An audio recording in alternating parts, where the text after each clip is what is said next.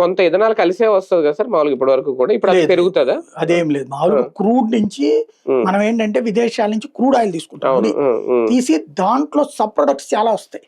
Okay. Sub products ఉంటాయి. Like petro ఇది ఉంటది. అంటే మనకి వీటిని తుడుస్తారు చూడండి, మిషన్స్ తొడవడానికి అది వాడేటటువంటి బై ప్రొడక్ట్స్, ఆ పెట్రో ఆయిల్స్ అన్ని ఉంటాయి.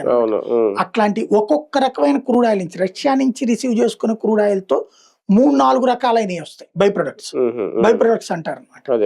అలాగే మీ గల్ఫ్ దేశాల నుంచి తీసుకునే దాంట్లో 1-2 రకాలు వస్తాయి.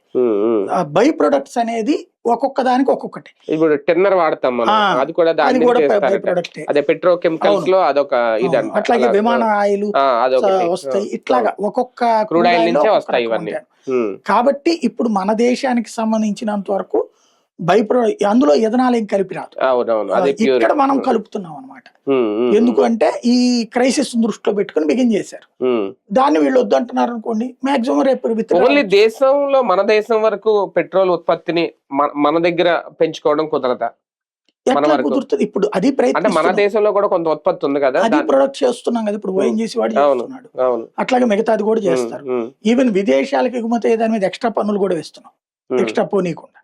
కానీ బేసిక్ గా మన దేశంలో ప్రొడక్షన్ తో మనం 10% మించి చేయలేము. ఏది విపరీత కంప్లీట్ ప్రొడక్షన్ చేసినా సరే. ఇప్పుడు మోడీ